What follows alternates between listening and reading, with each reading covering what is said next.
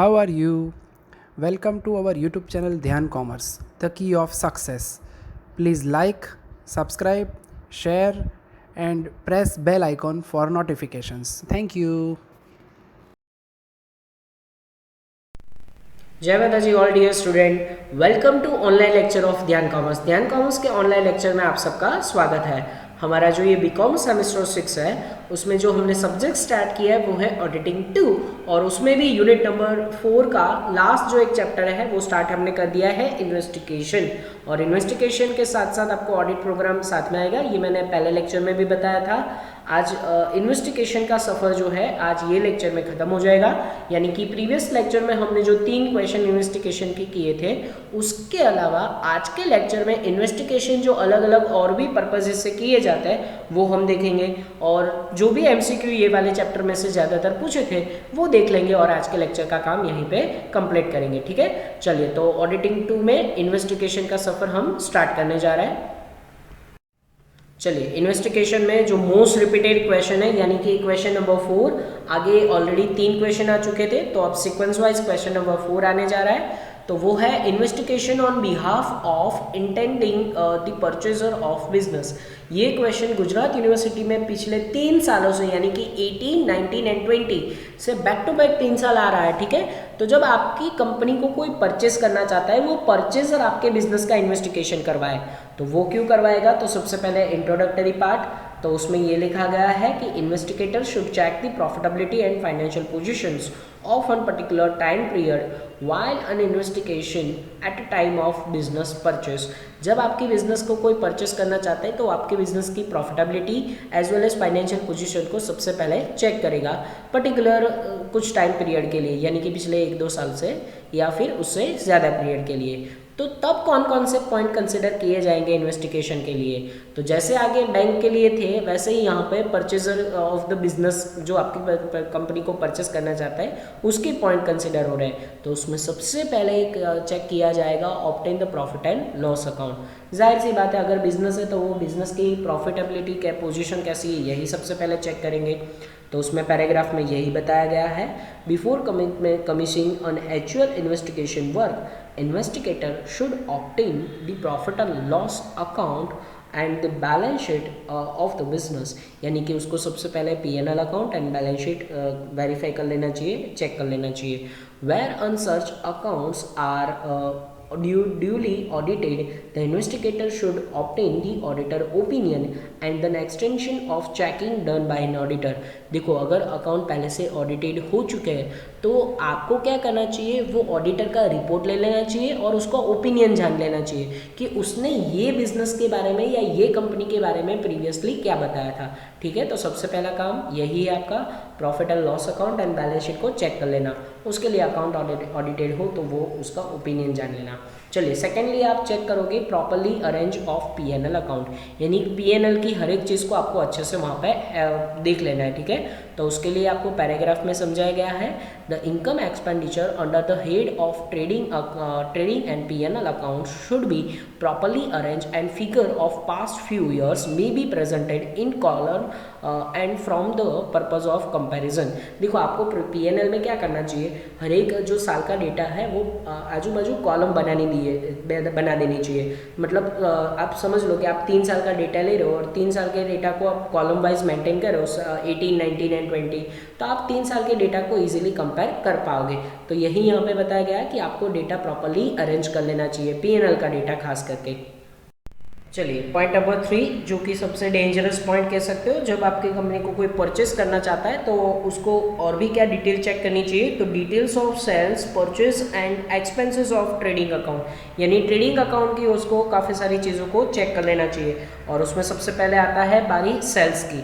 तो सेल्स में उसको क्या चेक करना चाहिए, the investigator should ascertain by the comparisons of figures of past few years whether the sales are increasing और डिक्रीजिंग।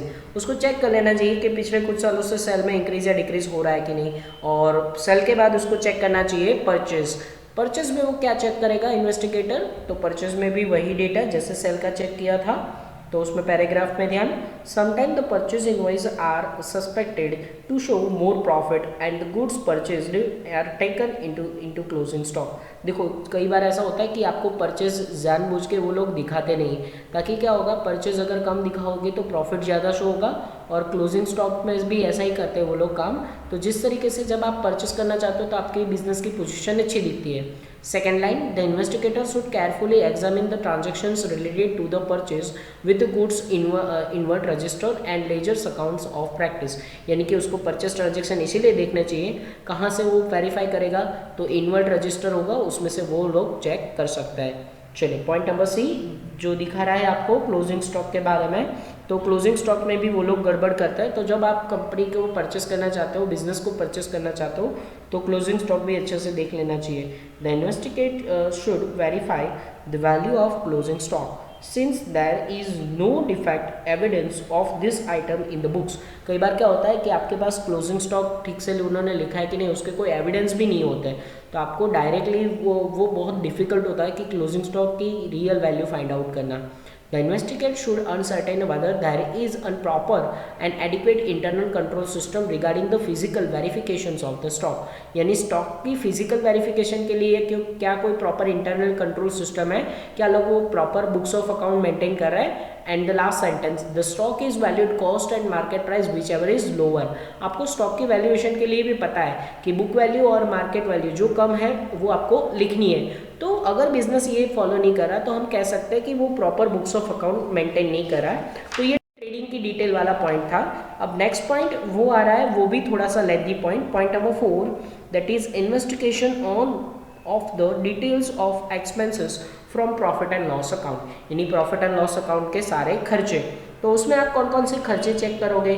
तो उसमें सबसे पहला, the investigator should examine whether the all reasonable expenses related to the business are debit to the profit and loss account। यानी कि सारे reasonable जो expenses P&L account में लिखने चाहिए वो लिखे हैं कि नहीं, ये चेक कर लो।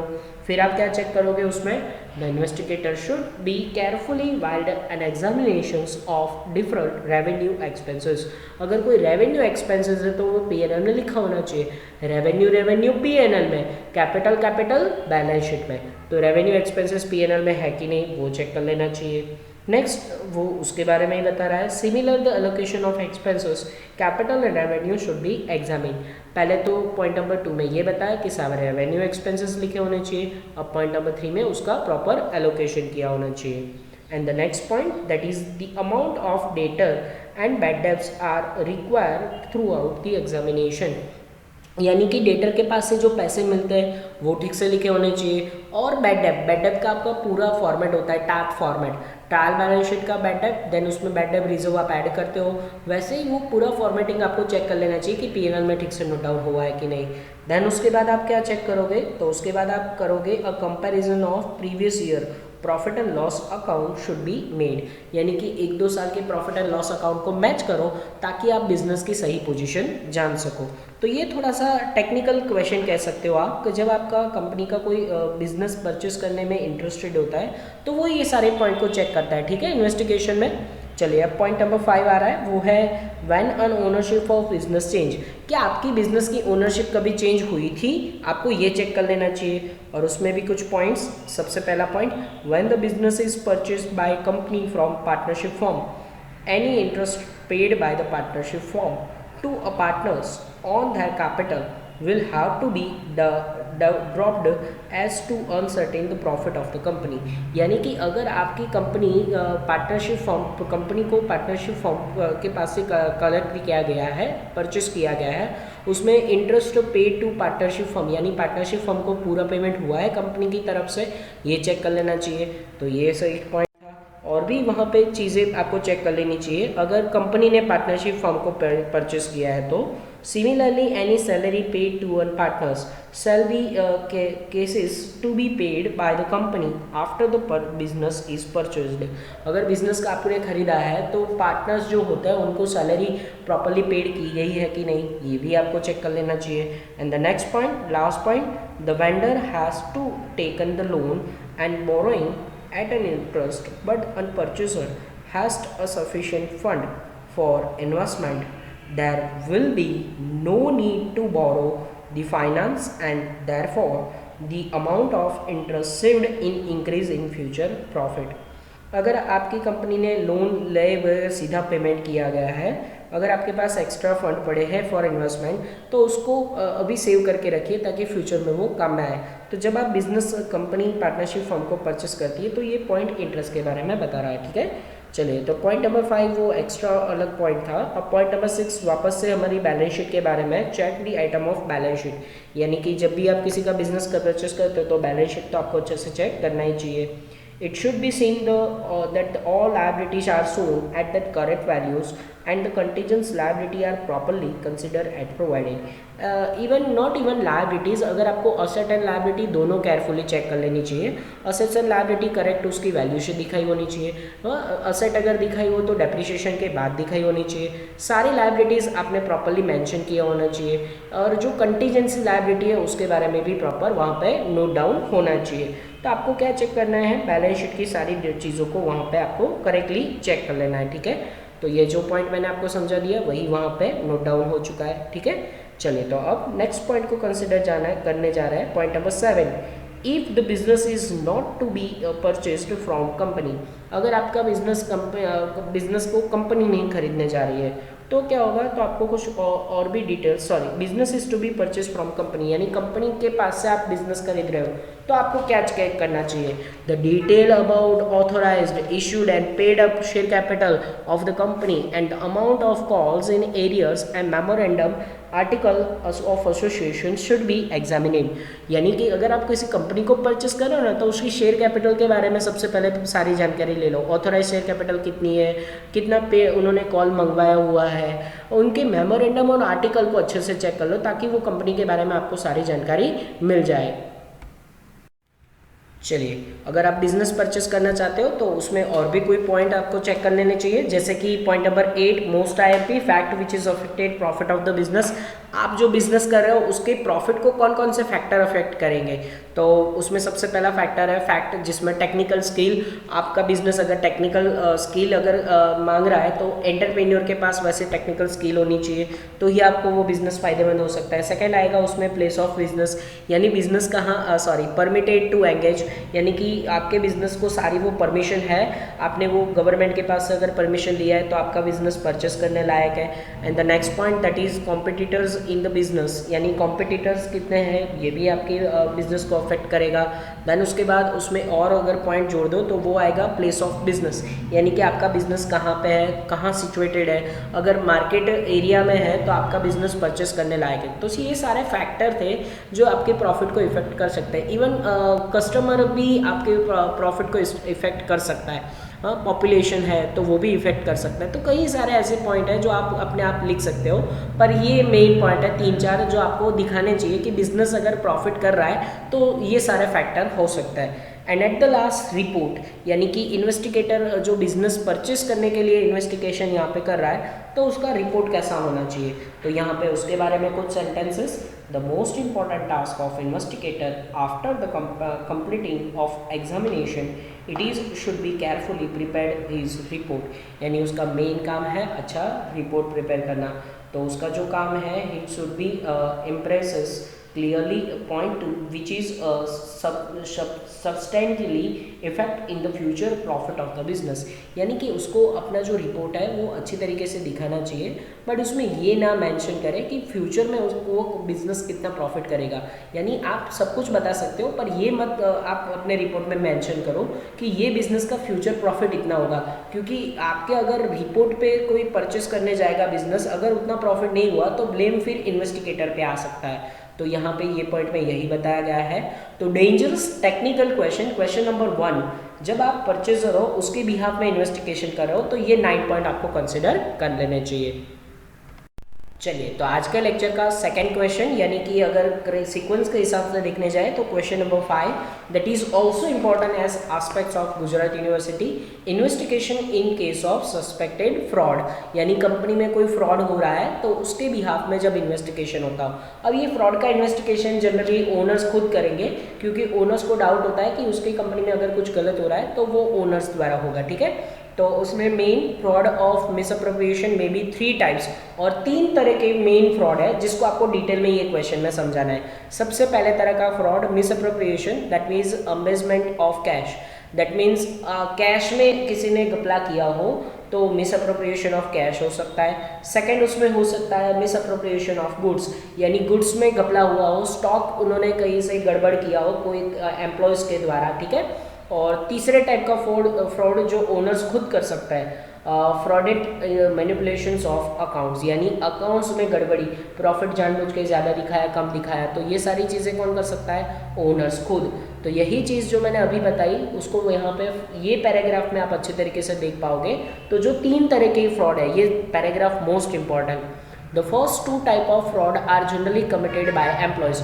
पहले जो 2 है ना फ्रॉड, कैश एंड गुड्स का मिसअप्रोप्रिएशन, वो एम्प्लॉयज़ करता है। The third type of fraud is committed by owners of business और रिस्पॉन्सिबल ऑफिसर ऑफ कंपनी, यानी कि जो तीसरी तरह का मैनिपुलेशन ऑफ अकाउंट होता है वो जनरली ओनर्स खुद करते हैं या फिर कोई रिस्पॉन्सिबल पर्सन, जैसे कि कोई मैनेजिंग डायरेक्टर है तो वो डायरेक्टर खुद अपने अकाउंट्स में कम या ज़्यादा प्रॉफिट दिखा रहा है तो वो कौन करता है? थर्ड तरह का फ्रॉड मैनिपुलेशन ऑफ अकाउंट, वो तो डायरेक्टर खुद करता है, ठीक है।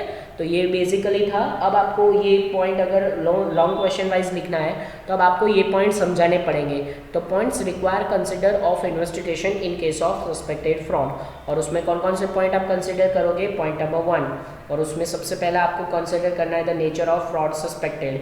आपको देख लेना है कि कौन से तरह का फ्रॉड है अगर आप इन्वेस्टिगेशन ये पॉइंट ऑफ व्यू कर रहे हो तो। फिर सेकेंडली आपको ये चेक कर लेना है the person of suspected for commitment of fraud to be examined. जो आपको लग रहा है कि ये पर्सन फ्रॉड कर रहा है उसको सभी तरह का उसका एग्जामिनेशन करो।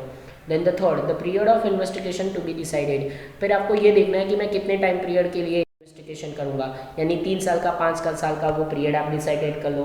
देन आपको ये देख लेना चाहिए the procedure of investigation should be laid down. आप अपना फ्रॉड का इन्वेस्टिगेशन कैसे करोगे फिर आप ये डिसाइड कर लो। फिर उसके बाद आप क्या डिसाइड करोगे? The efficiency of internal check system to be examine. वहाँ पे वो कंपनी में सपोज मान लो कि स्टॉक में गड़बड़ी हुई है तो स्टॉक का इंटरनल चेक सिस्टम कैसा है ये चेक कर लो, तो आपको ये फ्रॉड ढूंढने में आसानी होगी। फिर आप चेक करो embezzlement of cash to be examine. फिर आप चेक कर सकते हो कि कैश में कहीं गड़बड़ी हुई है कि नहीं, तो आपको और ज़्यादा इन्फॉर्मेशन मिलेगी। मतलब अब हमारे जो बैक टू बैक वो 3 पॉइंट थे वही आपको फिर एग्जामिन करना है। appropriations of goods to be examination and the last point that is manipulations of accounts to be examination। तो यानी कि अगर आप फ्रॉड का एग्जामिनेशन कर रहे हो तो ये सारे पॉइंट्स आप वहाँ पे समझा सकते हो। बट उसके अलावा अब जो हमने मेन पार्ट ऑफ डिस्कशन रखा था सस्पेक्टेड फ्रॉड में 3 तरह के फ्रॉड, उसमें सबसे पहले अगर मान लो कि कैश का मिस अप्रोप्रिएशन हुआ है, गड़बड़ी हुई है, तो इसको मिस अप्रोप्रिएशन में एग्जैक्ट गुजराती में अगर बोलूँ तो उचापत यानी गोलमाल घपला। तो कैश में अगर ऐसा गड़बड़ी हुआ है तो वो आप कैसे फाइंड आउट करोगे? तो उसके लिए आपको कैश में 2 चीज़ें मेन जाननी पड़ेगी। कैश में be misappropriated in 2 way. One is by misappropriation of cash receipt and और overstating the cash payment, यानी कि कैश रिसिप्ट हुई हो फिर भी ना दिखाया, इनकम हुई है पर दिखाई नहीं। और दूसरा कैसे हो सकता है? आउटस्टैंडिंग ऑफ कैश, यानी कैश का पेमेंट बाकी हो फिर भी उसको नहीं दिखाया, तो पेमेंट ज़्यादा दिखाओगे या जो इनकम हुई है वो नहीं दिखाओगे। तो ये 2 तरीके से कैश में गड़बड़ी हो सकती है। चलिए तो सबसे पहले हम देखने जा रहे हैं miss appropriation of cash receipt, यानी इनकम में कैसे गड़बड़ी हो सकती है। तो सबसे पहला पॉइंट, उसमें पॉइंट वाइज देखने जाएंगे। पहला point details of vouching of cash receipt on the debit side, यानी कि receipt side of cash book should be undertake, यानी कि आपको रिसिप्ट साइड देख लेनी चाहिए। जो कैश बुक आपने मेंटेन किया है ना, तो रिसिप्ट साइड देख लो तो आपको पता चल जाएगा कि सारे वाउचर है कि नहीं। और दूसरा उसमें sentence reconciled with the bank balance as per the bank passbook और बैंक बैलेंस सर्टिफिकेट। आप बैंक के साथ वो डेटा को मैच करो तो पता चल जाएगा कि कैश रिसिप्ट में गड़बड़ी है या नहीं। और सेकेंड सेंटेंस कैश रिसिप्ट में गड़बड़ हो सकती है, तो वहाँ पर लिखा गया है The transaction related to the cash shell should be truly verified and in a particularly manner, यानी कि जो कैश सेल है उसमें ज़्यादातर गड़बड़ हो सकती है।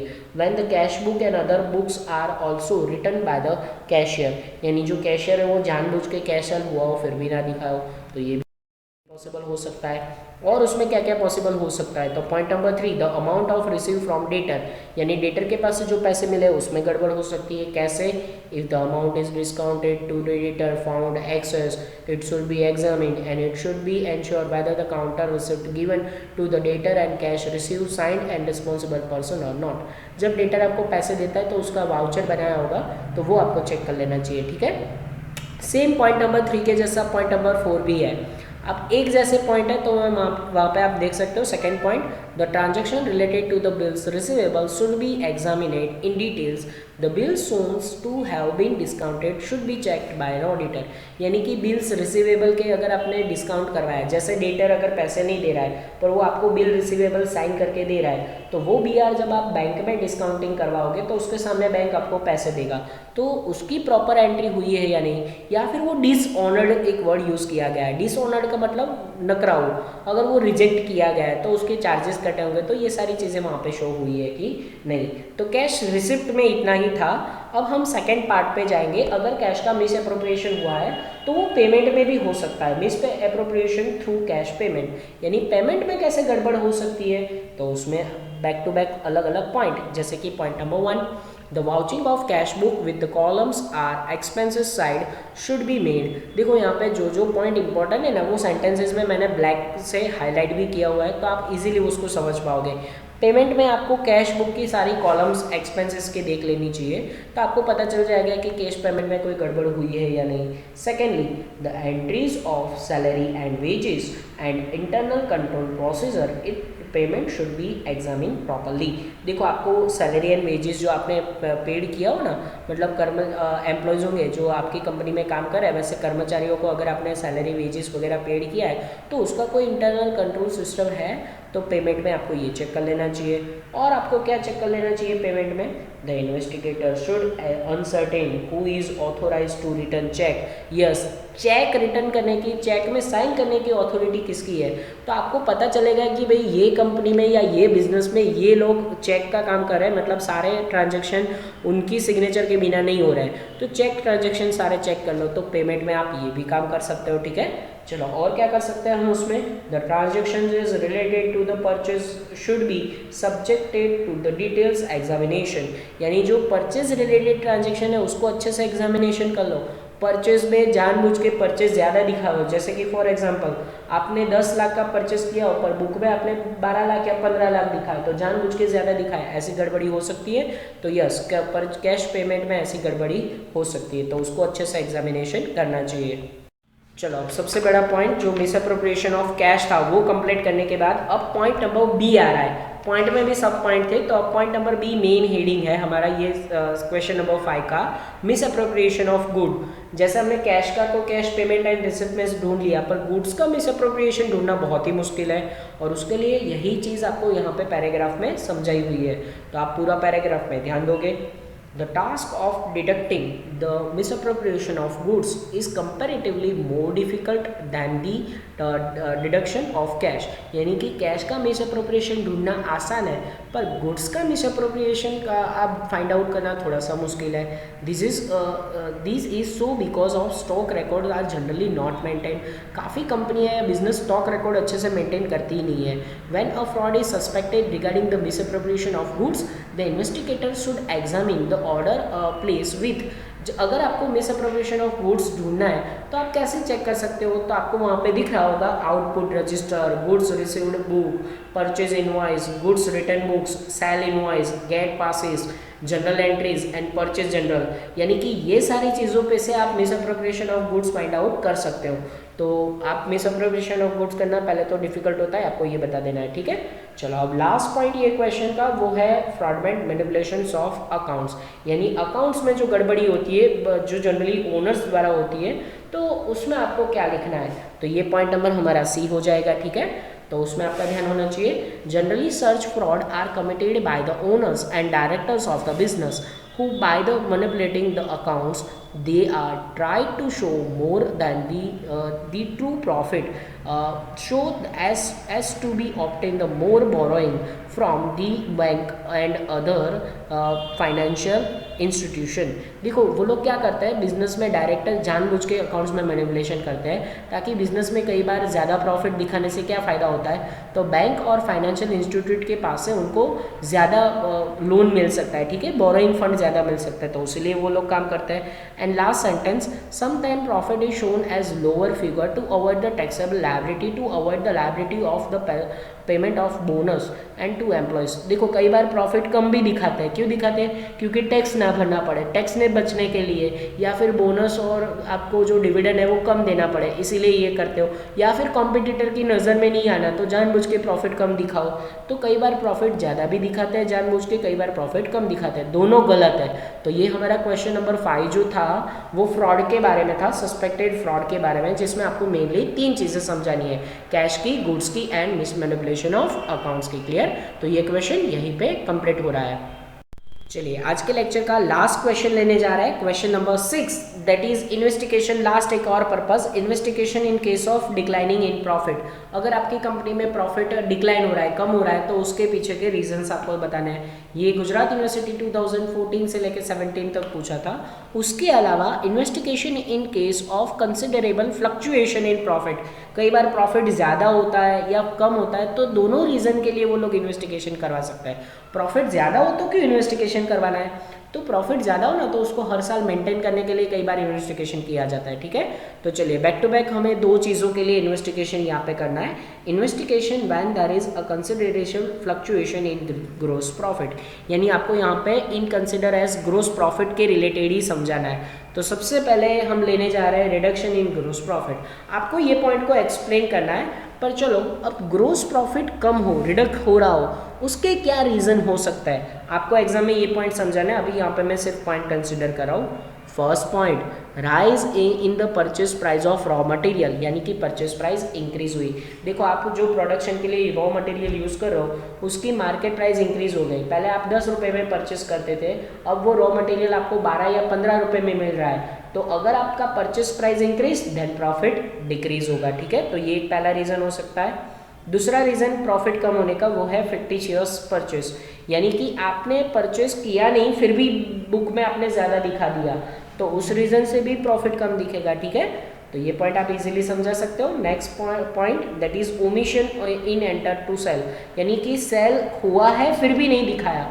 तो ट्रेडिंग अकाउंट अगर क्रेडिट साइड कम दिखा रहे हो तो भी प्रॉफिट आपका कम दिखेगा। तो ट्रेडिंग अकाउंट में सेल कौन से साइड लिखते हो, क्रेडिट साइड, तो ये भी एक रीज़न हो सकता है। और ये रीज़न आपको याद रखना है क्योंकि इसमें से एमसीक्यू भी पूछता है, ठीक है। चलिए फोर्थ रीज़न है वो है रिडक्शन ऑफ सेल, यानी कि कोई कंपटीशन के कारण या आपका प्रोडक्ट कोई ग्राहक अब ले नहीं रहा है क्योंकि स्टाइल बदल चुकी है, मार्केट ट्रेंड बदल चुका है, तो आपका सेल अगर रिडक्शन हो रहा हो तो प्रॉफिट कैसा होगा, कम होगा। तो ये बहुत अच्छे रीज़न। उसके बाद reason number 5, reduction of selling price due to competition. अगर पहले 10 रुपये में प्रोडक्ट बेच रहे थे पर अब बहुत सारा कंपटीशन आ चुका है मार्केट में, तो वही प्रोडक्ट अगर आपको 8 रुपये में बेचने पड़ रही है तो जब सेलिंग प्राइस में रिडक्शन होता है तो जीपी भी रिडक्ट ही होगा। चलिए next point number 6, that is under valuation of closing stock.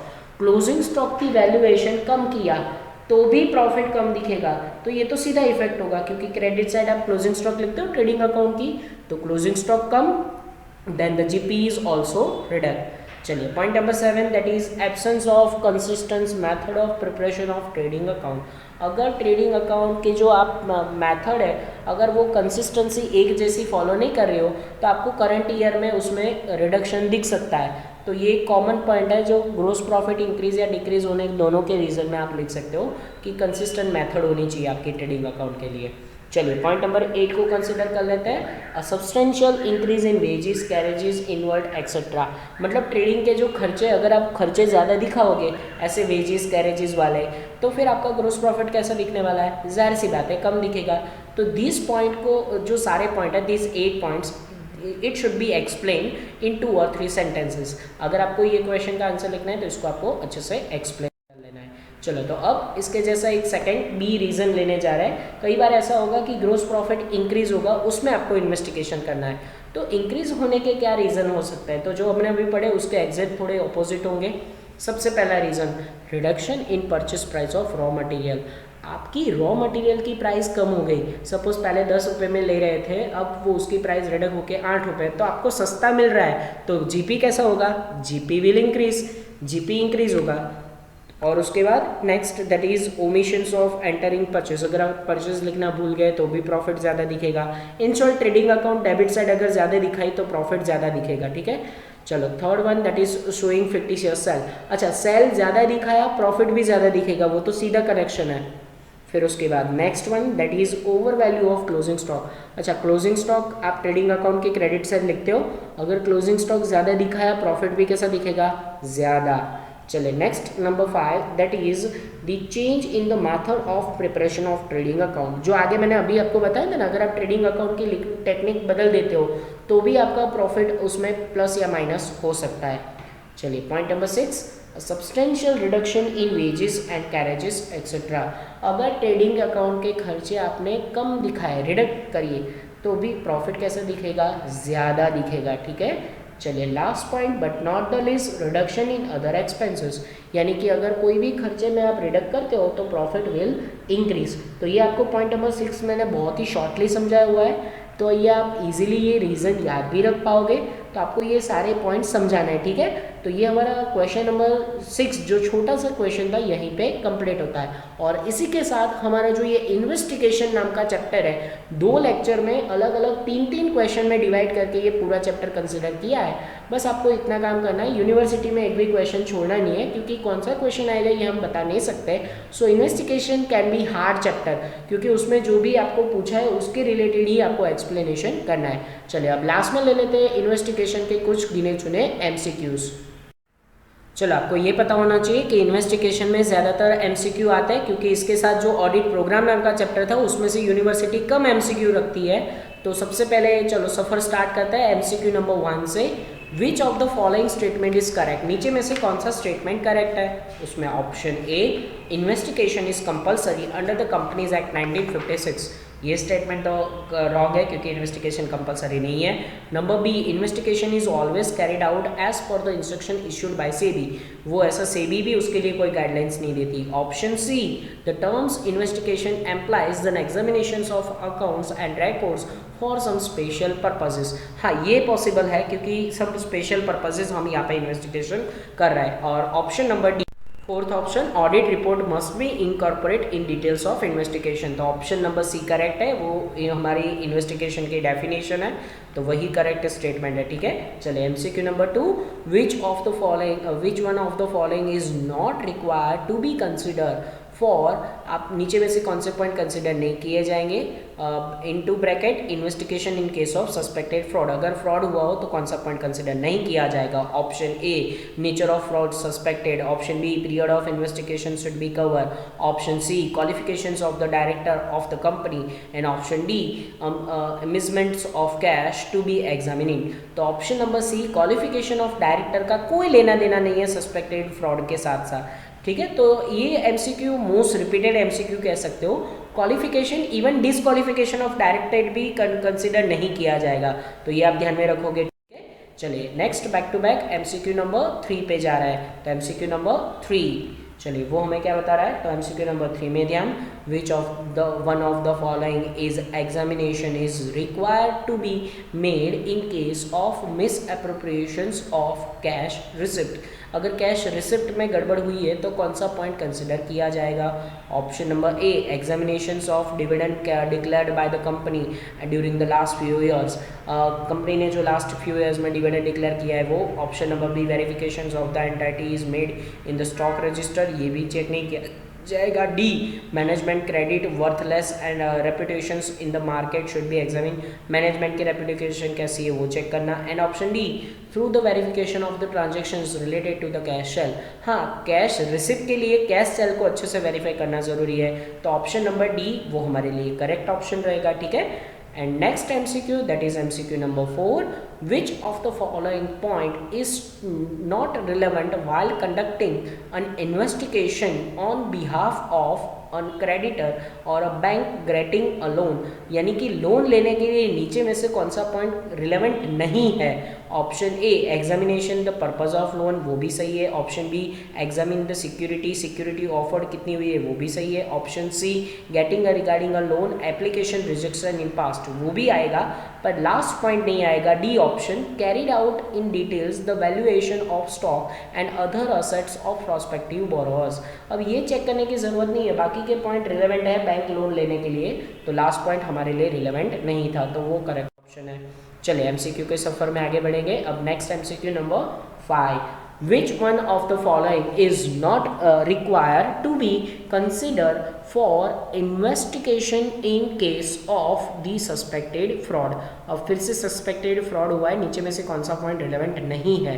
उसमें option A investment of cash is examination, B the nature of fraud suspected, C disqualification of directors of the company, and D option there is a period of investigation to be covered. देखो ये आगे आ चुका है, पर option अलग है। जब आप इन्वेस्टिगेशन फ्रॉड का करो, नीचे में से कौन सा पॉइंट रिक्वायर्ड नहीं है, तो disqualification of director is not required, even qualification of director is also not required. ठीक है, तो ये मोस्ट रिपीटेड एमसीक्यू था। MCQ number 6, which one of the following point is not relevant? Again not relevant word का use किया गया है in relations of to investigation when there is unconsiderable increase in gross profit inspire of study in sales figure, यानी कि अगर आप sales figure देखने जा रहे हो ग्रोस प्रॉफिट इंक्रीज होने के, तो कौन सा पॉइंट रिलेवेंट नहीं है? Option A examination reasons of increase in percentage of GP, B increase in price of raw material, option C closing stock might have been over value, and D the purchase are omitted from being recorded in the books, यानी कि अगर profit increase हो रहा है तो price of raw material अगर increase हो रही है तो प्रॉफिट डिक्रीज होना चाहिए, तो बी ऑप्शन हमारे लिए रिलेवेंट नहीं है। ठीक है, चलिए एमसीक्यू के सफर में अब बात कर रहे हैं एमसीक्यू नंबर 7 की।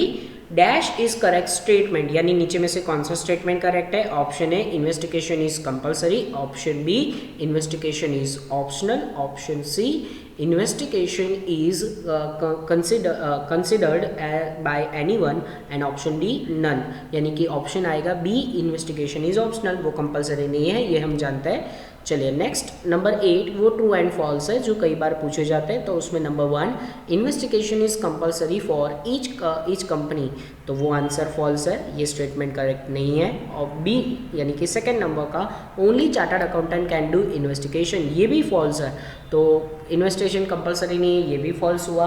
चार्टर्ड अकाउंटेंट इन्वेस्टिगेशन कर सकता है, ये भी फॉल्स है। चार्टर्ड अकाउंटेंट एक्सपीरियंस होना चाहिए, पिछले 10 साल का एक्सपीरियंस अगर हो किसी को अकाउंटेंट का, तो वो इन्वेस्टिगेशन कर सकता है। तो कई बार ट्रू एंड फॉल्स भी पूछे जाते हैं। ठीक है, तो यहीं पे हमारा ये इन्वेस्टिगेशन चैप्टर कंप्लीट हो रहा है, और आज के लेक्चर में जितना मैंने काम करवाया आपको राइट डाउन करके गूगल क्लासरूम में उसको सबमिट भी करना है। ठीक है, तो नेक्स्ट कोई लेक्चर में किसी और टॉपिक में सफर को आगे बढ़ाएंगे। आज के लेक्चर के लिए काम इतना ही। चलिए ऑल द बेस्ट एंड जय माता जी।